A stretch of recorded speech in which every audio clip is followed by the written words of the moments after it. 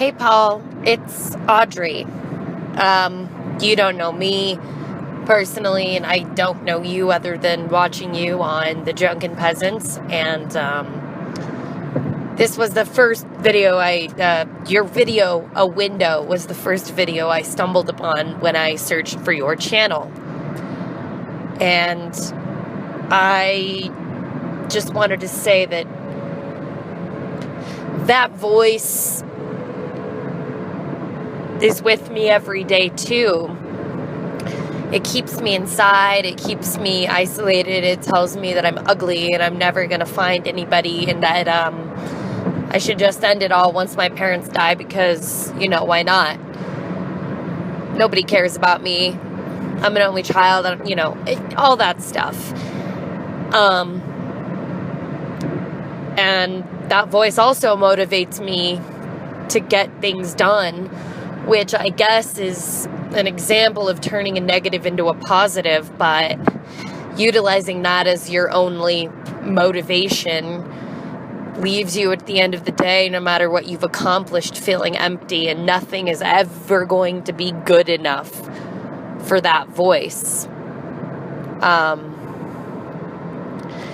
And I hope you realize when you're not in the abyss at the bottom of that pit, that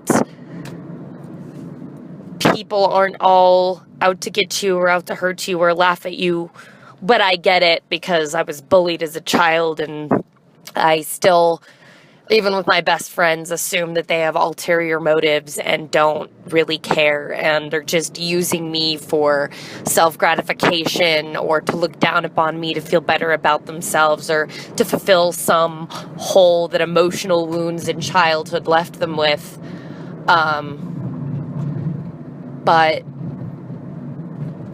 I don't know what the purpose of making this was. Maybe to just let you know that you're not alone, and maybe that serves some purpose for me too, but it's definitely not to laugh at you. And I don't think you realize the strength it kind of takes to put yourself out there the way that you did in such an open forum like the internet, where people can destroy and rip apart and twist your words and say the meanest type of shit. To someone who I know is soft, that you can kind of deflect and be like, oh, their comments have nothing to do with me, they're just trolls. But sometimes it gets to you, and sometimes you can even use offhand comments people you barely know have made to fuel rage in a different situation. And to me, depression is just this alternating course of I'm nothing, no one will ever want me, pity party, whatever, and then rage, like everyone sucks, why aren't they as moral as me? But the pendulum always swings between I'm so different and unique and more moral than everyone else, and then back to I'm just the worst, lowliest piece of shit. No one will ever look at me, marry me, want me, love me, and that can get miserable. But I don't want to litter this response with platitudes, because that's so easy to do. But I'll try my best to say platitudes without making them sound like fucking Hallmark cards. You are, in your complexity and how you express yourself and speak to the public, even on the Drunken Peasants, a voice that people benefit from hearing.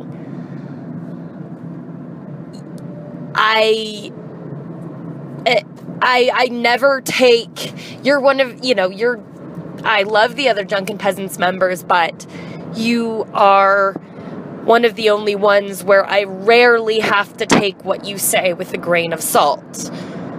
Not because of some blind faith, but because I actually roll your statements over in my mind, and I'm like, yeah, that's pretty on par with the reality I see around me in everyday life. And I've heard refutations against that, and I don't think it's correct. I think one of the major turning points I had when listening, and you became my favorite member on DP, was you and TJ and Scotty were talking to the Vigilant Kristen Mario, and he mentioned something about schizophrenia and that people just needed to pray it away, something to that effect. I know I'm probably not saying exactly what he said, but that was kind of the intent.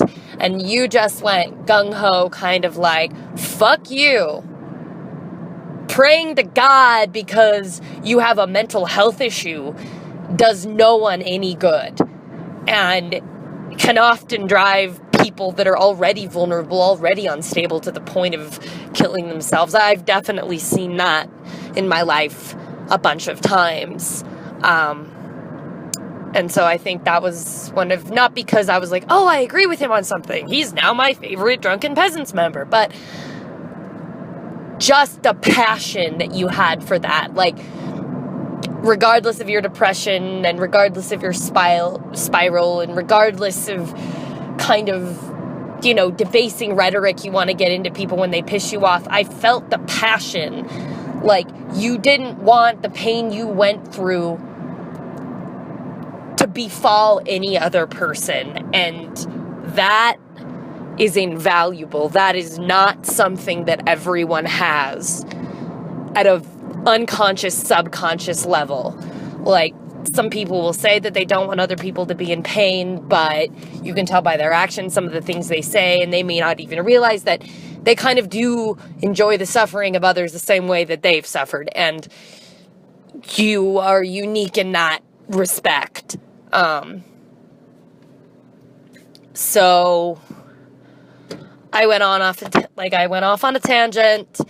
That's thanks to ADHD and, the little sleep I got last night. But I felt that making this was warranted. Maybe it was, maybe it wasn't. Maybe you'll never hear it. I mean, I'm certainly not a big social media presence, but I hope at one point it reaches you and something from it will help in some way to know that, as cliche as this sounds, that you're not alone, and what you do say has impact on other people. And I think that the value that you can measure in a person, in my personal opinion, is how much have you impacted others. And it's kind of, I guess, bastardized, or it doesn't feel as real coming through social media or a YouTube channel. It's much more potent. It's much more satisfying when you can see that you've impacted someone that you love deeply on a personal level. But I just hope you take some sort of satisfaction or self-esteem or something from knowing that you've impacted one person. And that's all I have to say. Thank you.